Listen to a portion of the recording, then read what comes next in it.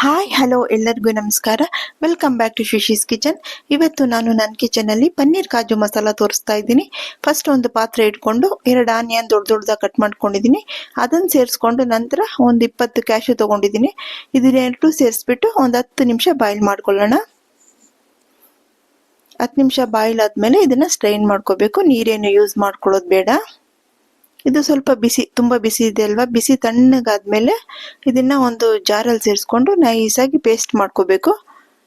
ಇದೇ ಗ್ರೇವಿಗೆ ಬೇಸ್. ನೋಡಿ ಈ ತರ ಬೆಂದಿದೆ. ಇವಾಗ ಇದನ್ನ ಸ್ವಲ್ಪ ಆರಿದೆ. ಇವಾಗ ಜಾರಲ್ಲಿ ಸೇರಿಸ್ಕೊಂಡು ಪೇಸ್ಟ್ ಮಾಡ್ಕೊತಾ ಇದ್ದೀನಿ. ನೋಡಿ ಜಾರ್ ಫುಲ್ಲು ಸೇರಿಸ್ಕೊಂಡು ಇವಾಗ ಇದನ್ನ ಗ್ರೈಂಡ್ ಮಾಡಿಬಿಟ್ಟು ಪೇಸ್ಟ್ ರೆಡಿ ಮಾಡ್ಕೊಳ್ಳೋಣ. ಬೇರೆ ಇನ್ನೇನು ಹಾಕೋದು ಬೇಕಾಗಿಲ್ಲ, ಇದೆರಡೇನೆ ಪೇಸ್ಟ್ ರೆಡಿ ಮಾಡ್ಕೊತೀನಿ. ಇವಾಗ ನೋಡಿ ರೆಡಿ ಆಗಿದೆ. ಈ ತರ ನೈಸ್ ಆಗಿ ಮಾಡ್ಕೊಂಡು ಇದನ್ನ ಪಕ್ಕಕ್ಕೆ ಇಟ್ಬಿಟ್ಟು ಇವಾಗ ಒಂದು ಪ್ಯಾನ್ ತಗೊಂತೀನಿ. ನೋಡಿ ಪನ್ನೀರು ಮನೆಯಲ್ಲೇ ಮಾಡಿರೋದು, ಅದನ್ನ ಯೂಸ್ ಮಾಡ್ಕೊಂಡು ಗ್ರೇವಿ ಮಾಡ್ತಾ ಇದ್ದೀನಿ. ನೋಡಿ ಇವಾಗ ಸ್ವಲ್ಪ ತುಪ್ಪ ಸೇರಿಸ್ಕೊಂಡು ಕಾಜುನ ಶಾಲೋ ಫ್ರೈ ಮಾಡ್ಕೋಬೇಕು. ಕ್ರಿಸ್ಪಿಯಾಗಿ ಸಿಕ್ಕಿದ್ರೆ ಮಸಾಲದಲ್ಲಿ ತುಂಬಾ ಚೆನ್ನಾಗಿರುತ್ತೆ. ಅದರಿಂದ ಕಾಜುನ ನಾನು ಫ್ರೈ ಮಾಡ್ಕೊತೀನಿ, ಶಾಲೋ ಫ್ರೈ ಮಾಡ್ಕೊತೀನಿ. ಒಂದು ಕಲರ್ ಚೇಂಜ್ ಆಗೋ ತನಕ ಶಾಲೋ ಫ್ರೈ ಮಾಡ್ಕೊತೀನಿ. ನೋಡಿ ಸ್ವಲ್ಪ ಒಂದು 20-25 ಕ್ಯಾಶು ತಗೊಂಡಿದ್ದೀನಿ. ಇದನ್ನ ಶಾಲೋ ಫ್ರೈ ಮಾಡ್ಕೊತಾ ಇದ್ದೀನಿ. ಲೋ ಫ್ಲೇಮಲ್ಲಿ, ಸ್ವಲ್ಪ ಮೀಡಿಯಂ ಫ್ಲೇಮಲ್ಲಿ ಹಾಗೆ ಇಟ್ಕೊಂಡು ಕಪ್ಪಾಗಬಾರ್ದು, ಈ ಥರ ರೆಡ್ ಆಗಿ ಟರ್ನ್ ಆಗೋ ತನಕ ಫ್ರೈ ಮಾಡಿಕೊಂಡು ಇದನ್ನ ರಿಮೂವ್ ಮಾಡ್ಕೊಳ್ಳೋಣ. ಒಂದು ಬೌಲ್ ಎತ್ತಿಟ್ಕೊತೀನಿ. ನಂತರ ನಾನು ಪನ್ನೀರ್ನ ಕ್ಯೂಬಾಗಿ ಕಟ್ ಮಾಡಿಟ್ಕೊಂಡಿದ್ದೀನಿ. ಅದನ್ನು ಸ್ವಲ್ಪ ಶಾಲೋ ಫ್ರೈ ಮಾಡ್ಕೊತೀನಿ. ಮನೆಯಲ್ಲೇ ಮಾಡಿರೋ ಪನ್ನೀರ್ನ ನಾವು ಫ್ರೀಸರಲ್ಲಿ ಇಟ್ಕೊಂಡ್ರೆ ಒಂದು 15 ದಿನ ಕೂಡ ಇಟ್ಕೊಂಡು ಯೂಸ್ ಮಾಡ್ಬೋದು. ಫ್ರಿಜ್ಜಲ್ಲಿ ಇಟ್ಟರೆ ಒಂದು 2-3 ಡೇಸ್ ಅಷ್ಟೇ, ಕಲರ್ ಚೇಂಜ್ ಆಗಿಬಿಡುತ್ತೆ. ನೀವು ಫ್ರೀಸರಲ್ಲಿ ಇಟ್ಕೊಂಡು ಮಾಡೋ ಮುಂಚೆ 1 ಅವರ್ ಬಿಫೋರ್ ತೆಗೆದಿಟ್ಕೊಂಡು ಯೂಸ್ ಮಾಡಿ.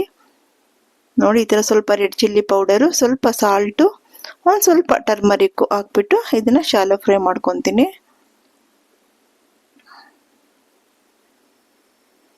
ಇದನ್ನು ಒಂದು 2-3 ನಿಮಿಷ ಶಾಲೋ ಫ್ರೈ ಮಾಡ್ಕೋಬೇಕು. ಆವಾಗ ಟೇಸ್ಟ್ ಚೆನ್ನಾಗಿರುತ್ತೆ. ಪನ್ನೀರ್ ತಿನ್ನುವಾಗ ಸ್ವಲ್ಪ ಉಪ್ಪೆಲ್ಲ ಚೆನ್ನಾಗಿ ಹಿಡಿದಿರುತ್ತೆ, ಚೆನ್ನಾಗಿರುತ್ತೆ. ನಾವು ಲಾಸ್ಟಲ್ಲಿ ಸೇರಿಸುವಾಗ ಅದಷ್ಟು ಪನ್ನೀರ್ ಅಷ್ಟು ಇದಾಗಿರಲ್ಲ. ನೀವು ಈ ಥರ ಮಾಡ್ಕೊಂಡು ಸೇರಿಸಿದಾಗ ತುಂಬ ಟೇಸ್ಟಿಯಾಗಿರುತ್ತೆ. ಇದನ್ನು ಒಂದು 2-3 ನಿಮಿಷ ಫ್ರೈ ಮಾಡಿದ ನಂತರ ಇದನ್ನು ಬೌಲ್ಗೆ ಟ್ರಾನ್ಸ್ಫರ್ ಮಾಡ್ಕೊತಾ ಇದ್ದೀನಿ. ಇವಾಗ ಗ್ರೇವಿಗೆ ಒಂದು ಪಾತ್ರೆ ಇಟ್ಕೊಂಡು ಸ್ವಲ್ಪ ತುಪ್ಪ, ಸ್ವಲ್ಪ ಆಯಿಲು ಎರಡು ಸೇರಿಸ್ಕೊಳ್ಳೋಣ. ಇದು ತುಂಬ ರಿಚ್ ಗ್ರೇವಿ. ಇದೆರಡನ್ನು ಸೇರಿಸ್ಕೊಂಡ್ಬಿಟ್ಟು ಇವಾಗ ಹೋಲ್ ಗರಂ ಮಸಾಲ, 2 ಪೀಸ್ ಚಕ್ಕೆ, 1 ಪೀಸು ಬೇ ಲೀಫು ಮತ್ತು ಒಂದು 3 ಏಲಕ್ಕಿ ಇಷ್ಟನ್ನು ಸೇರಿಸ್ಕೋಬೇಕು. ನೋಡಿ ಸೇರಿಸ್ಕೊತಾ ಇದ್ದೀನಿ. ನೋಡಿ ಸೇರಿಸ್ಕೊಂಡಿದ ನಂತರ ನಾವಿದನ್ನ ಇದಕ್ಕೆ ಸ್ವಲ್ಪ ಬೆಳ್ಳುಳ್ಳಿನ ಚಿಕ್ಕದಾಗಿ ಕಟ್ ಮಾಡಿ ಇಟ್ಕೊಂಡಿದ್ದೀನಿ. ಅದನ್ನು ಸೇರಿಸ್ಕೊಂಡು ಗ್ರೀನ್ ಚಿಲ್ಲಿಸು, ಒಂದು 3 ಗ್ರೀನ್ ಚಿಲ್ಲಿಸು ಚಿಕ್ಕದಾಗಿ ಅದನ್ನು ಕಟ್ ಮಾಡಿ ಇಟ್ಕೊಂಡಿದ್ದೀನಿ. ಅದನ್ನು ಸೇರಿಸ್ಕೊಂಡು ಸ್ವಲ್ಪ ಒಂದು 2-3 ನಿಮಿಷ ರಾಸ್ ಮೇಲೆ ಹೋಗೋ ತನಕ ಫ್ರೈ ಮಾಡ್ಕೋಬೇಕು. ತಕ್ಷಣ ನಾವು ಆನಿಯನ್ ಸೇರಿಸಬಾರ್ದು. ಇದೆಲ್ಲ ಫ್ರೈ ಆದ ನಂತರ ನಾವು 2 ಆನಿಯನ್ ಕಟ್ ಮಾಡಿ ಇಟ್ಕೊಂಡಿದ್ದೀನಿ. ಸ್ವಲ್ಪ ಜೀರಿಗೆ ಸೇರಿಸ್ಕೊಳ್ಳೋಣ. 1/4 ಸ್ಪೂನ್ ಜೀರಿಗೆ ಸೇರಿಸ್ಕೊತಾ ಇದ್ದೀನಿ. ಇವಾಗ ನೋಡಿ 2-3 ನಿಮಿಷ ಫ್ರೈ ಆದಮೇಲೆ ಆನಿಯನ್ ಸೇರಿಸ್ಕೊಂಡು ಇದನ್ನು ಚೆನ್ನಾಗಿ ಫ್ರೈ ಮಾಡ್ಕೊಳ್ಳೋಣ. ಇದು ಒಂದು ಕಲರ್ ಟರ್ನ್ ಆಗಬೇಕು.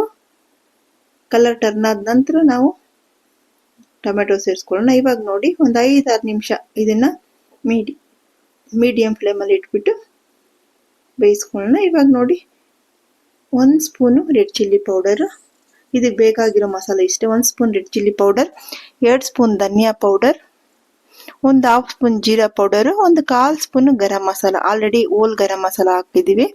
ಇದರಿಂದ ಒಂದು 1/4 ಸ್ಪೂನ್ ಗರಂ ಮಸಾಲ ಪೌಡರ್ ಸಾಕು. ಇಷ್ಟನ್ನು ಈ ಆಯಿಲಲ್ಲೇ ಫ್ರೈ ಮಾಡಬೇಕು. ಫ್ರೈ ಮಾಡಿದ್ರೆ ಸ್ಮೆಲ್ ಚೆನ್ನಾಗಿ ಹೋಗುತ್ತೆ, ಟೇಸ್ಟು ಚೆನ್ನಾಗಿರುತ್ತೆ. ಡೈರೆಕ್ಟ್ ತಕ್ಷಣ ನೀರು ಸೇರಿಸ್ಕೋಬಾರ್ದು. ಇದನ್ನು ಒಂದು 2-3 ನಿಮಿಷ ಹೀಗೆ ಥರ ಫ್ರೈ ಮಾಡಿಬಿಟ್ಟು ನೋಡಿ ಫ್ರೈ ಆಗಿದೆ. ಇವಾಗ ನಾನು ಒಂದು 3 ಟೊಮೆಟೊ, ಹಣ್ಣಾಗಿರೋ ಟೊಮೆಟೊನ ಕಟ್ ಮಾಡಿ ಇಟ್ಕೊಂಡಿದ್ದೀನಿ. ಅದನ್ನು ಇದ್ರಲ್ಲಿ ಸೇರಿಸ್ಬಿಟ್ಟು ಚೆನ್ನಾಗಿ ಮಿಕ್ಸ್ ಕೊಟ್ಬಿಟ್ಟು ಸ್ವಲ್ಪ ಸಾಲ್ಟ್ ಸೇರಿಸಿದ್ರೆ ಬೇಗ ಸ್ಮ್ಯಾಶ್ ಆಗುತ್ತೆ. ಚೆನ್ನಾಗಿ ಸ್ಮ್ಯಾಶ್ ಆಗಿ ಹೊಂದ್ಕೊಂಡು ಬರಬೇಕು. ಆನಿಯನ್ ಮತ್ತು ಟೊಮೆಟೊ ತೊಕ್ಕು ಥರ ಬರಬೇಕು, ಅಂದರೆ ತೊಕ್ಕಂದ್ರೆ ಗ್ರೇವಿ ಥರ ಬರಬೇಕು. ಈಗ ನೋಡಿ ಈ ಥರ ಚೆನ್ನಾಗಿ ಮಿಕ್ಸ್ ಕೊಟ್ಬಿಟ್ಟು ಸ್ವಲ್ಪ ಒಂದು 5 ನಿಮಿಷ ಹಾಗೆ ಬೇಯಕ್ಕೆ ಬಿಡೋಣ. ನಂತರ ಓಪನ್ ಮಾಡಿಬಿಟ್ಟು ಚೆನ್ನಾಗಿ ಮಿಕ್ಸ್ ಮಾಡಿಬಿಟ್ಟು ಇದಕ್ಕೆ ಒಂದು ಚಿಕ್ಕ ಗ್ಲಾಸಲ್ಲಿ ನೀರು ಸೇರಿಸ್ಕೋಬೇಕು. ಇವಾಗ ನೀರು ಸೇರಿಸ್ಕೊಂಡು ನೀರಲ್ಲಿ ಅದು ಸ್ವಲ್ಪ ಹೊತ್ತು ಬೇಯಬೇಕು. ಒಂದು 5 ನಿಮಿಷ ಬೇಯಕ್ಕೆ ಬಿಟ್ಬಿಡೋಣ. ನೀರು ಸೇರಿಸ್ಕೊಂಡು ಮುಚ್ಚಿಬಿಟ್ಟು ಒಂದು 5 ನಿಮಿಷ ಬೆಂದ ನಂತರ ನಾವು ರುಬ್ಕೊಂಡಿರ್ತೀವಲ್ವ, ಇದು ಬಾಯ್ಲ್ ಆಗಕ್ಕೆ ಬಿಡೋಣ.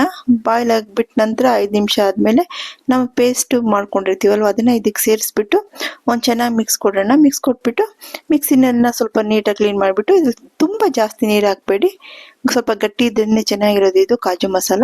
ನೋಡಿ ಇವಾಗ ಇದಕ್ಕೆ ನಾವು ಪನ್ನೀರು ಫ್ರೈ ಮಾಡ್ಕೊಂಡಿದ್ವಲ್ವ ಅದನ್ನು ಸೇರಿಸ್ಕೊಂಡು, ಕಾಜುನು ಸೇರಿಸ್ಕೊಂಡು, ಕೊತ್ತಂಬರಿ ಸೊಪ್ಪು ಲಾಸ್ಟಲ್ಲಿ ಸ್ವಲ್ಪ ಕಸೂರಿ ಮೇಥಿ ಅದನ್ನು ಕ್ರಷ್ ಮಾಡಿ ಸೇರಿಸ್ಕೊಳ್ಳಿ. ನಾನು ಇವಾಗ ಸೇರಿಸಲಿಲ್ಲ, ಸೇರಿಸ್ಕೊಂಡ್ರೆ ತುಂಬ ಚೆನ್ನಾಗಿರುತ್ತೆ. ನೋಡಿ ಕಾಜುನು ಸೇರಿಸ್ಕೊಂಡು ಚೆನ್ನಾಗಿ ಮಿಕ್ಸ್ ಕೊಡೋಣ. ಸಾಲ್ಟ್ ಎಲ್ಲ ಚೆಕ್ ಮಾಡ್ಕೊಳ್ಳಿ. ಫ್ರೆಶ್ ಕೊರಿಯಾಂಡರ್ ಲೀವ್ಸ್ನ ಇವಾಗ ಸೇರಿಸ್ಬಿಡ್ತೀನಿ. ನೋಡಿ ಈ ಥರ ಮಿಕ್ಸ್ ಕೊಟ್ಬಿಟ್ಟು ಕೊತ್ತಂಬರಿ ಸೊಪ್ಪನ್ನ ಸ್ವಲ್ಪ ಸೇರಿಸ್ಕೊಂಡು ನೋಡಿ 1-2 ನಿಮಿಷ ಅಷ್ಟೇ ಸಾಕು. ಲಾಸ್ಟಲ್ಲಿ ಫ್ರೆಶ್ ಆಗಿರೋ ಕೊತ್ತಂಬರಿ ಸೊಪ್ಪನ್ನ ಸೇರಿಸ್ಕೊಂಡು ಸರ್ವ್ ಮಾಡಿಕೊಂಡ್ರೆ ನಮ್ಮ ಕಾಜು ಮಸಾಲ ರೆಡಿ. ಪನ್ನೀರ್ ಕಾಜು ಮಸಾಲ ತುಂಬ ಚೆನ್ನಾಗಿರುತ್ತಪ್ಪ. ಮಾಡಿ ನೋಡಿ. ರೋಟಿ, ನಾನ್, ಪುಲ್ಕ, ಚಪಾತಿ ಎಲ್ಲದಕ್ಕೂ ಚೆನ್ನಾಗಿರುತ್ತೆ. ಪೂರಿ ಕೂಡ ಚೆನ್ನಾಗಿರುತ್ತೆ. ಮಾಡಿ ನೋಡಿ ಹೇಗಿತ್ತು ಅಂತ ನನಗೆ ಕಮೆಂಟ್ ಸೆಕ್ಷನಲ್ಲಿ ತಿಳಿಸಿ. ನನ್ನ ಚಾನಲ್ನ ಯಾರ್ಯಾರು ಸಬ್ಸ್ಕ್ರೈಬ್ ಮಾಡಿಲ್ದಿರೋ ನೋಡ್ತಾ ಇದ್ದೀರೋ ಸಬ್ಸ್ಕ್ರೈಬ್ ಮಾಡಿಪ್ಪ. ನಾನು ಲೈಕ್ ಮಾಡಿ, ಕಮೆಂಟ್ಸ್ ಮಾಡಿ, ಶೇರ್ ಮಾಡಿ ಆಯಿತಾ. Thank you.